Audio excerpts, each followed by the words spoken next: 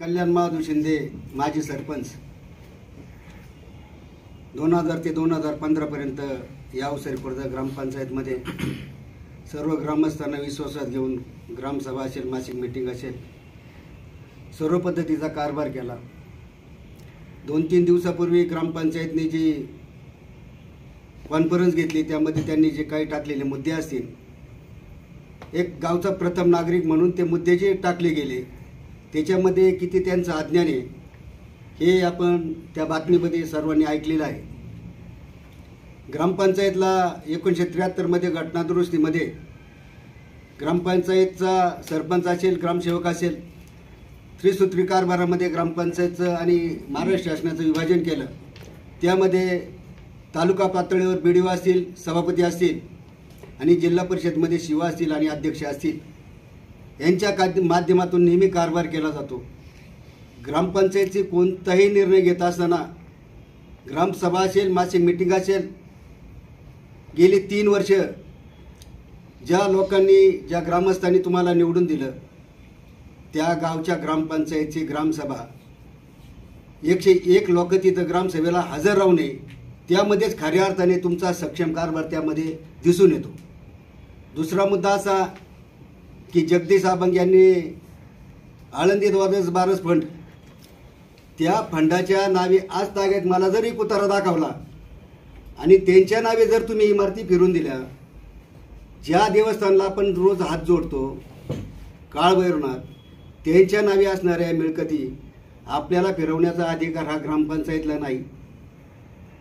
2018 साली ज्यावेळेस ट्रस्टीने धर्मदायकडे अर्ज केला आणि त्यामध्ये या मिळकतींबद्दल कोणाला जर शंका असेल त्या संदर्भात 1 महिन्याच्या आतमध्ये आपली पूर्तता लेखी स्वरूपात धर्मदायकताकडे करावी असा या गावामध्ये फलक लावण्यात आला होता, नोटीस लावण्यात आलं होतं आणि त्यानंतर त्या मिळकतींवर शंका घेण्याचा त्यांचा काही एक अधिकार नाही, ना ग्रामस्थांचा ना ग्रामपंचायतचा।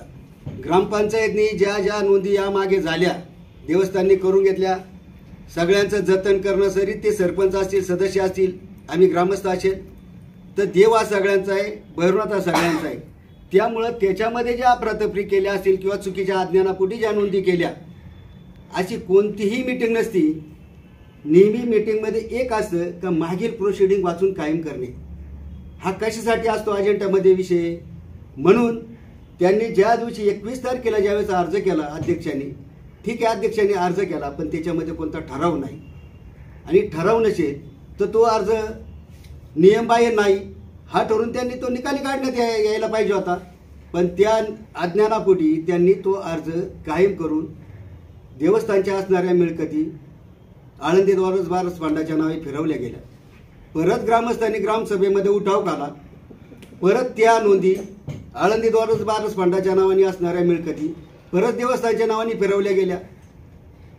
असं मला वाटते महाराष्ट्रामध्ये पहिली घटना असेल की 8 दिवसामध्ये ज्या मिळकती पहिल्या दिवशी नोंदी होतात परत त्या नोंदी रद्द करतात, परत पूर्वस्थितीत करतात, तर हे केलेलं कृत्य हे योग्य नाही। आणि तुम्ही कुठेतरी कॉन्फरन्स घेऊन ग्रामपंचायतचे पटवण्याचा कार्यक्रम करता, लोकांची दिशाभूल करता, ग्रामस्थांची दिशाभूल करता, इतकं अज्ञान आपण ते बाजूला ठेवलं पाहिजे। एक प्रथम नागरिक ज्या लोकांनी लाख मोलाचा विश्वास तुमच्या त्या ग्रामपंचायतमध्ये ठेवलेला आहे तर त्याला कुठेतरी तडा गेला नाही पाहिजे, असं माझं एक प्रामाणिक मत आहे। आता गावची बदनामी होईल, जबाबदार कोण?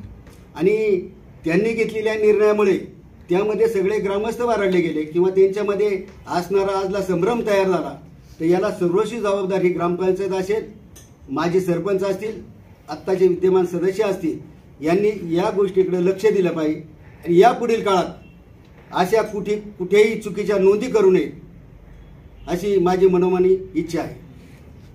तुमचा फ्लॅट, घर, बंगला, व्यापारी गाडे, दुकान, जागा, शेतजमीन, प्लॉट्स विकायचे आहेत का? विकायचे असतील तर आजच आमच्याशी संपर्क साधा। स्थावर मालमत्ता खरेदी विक्रीसाठी आंबेगाव तालुक्यातील विश्वसनीय नाव म्हणजे सीता प्रॉपर्टीज। आमची वैशिष्ट्ये: जलद व्यवहार, तुमच्या प्रॉपर्टीजची योग्य किंमत, मालक व ग्राहक यांच्यात समोरासमोर पारदर्शक व्यवहार। आमचा संपर्क 79 72 82 24 33 आणि 77 09 72 21 38।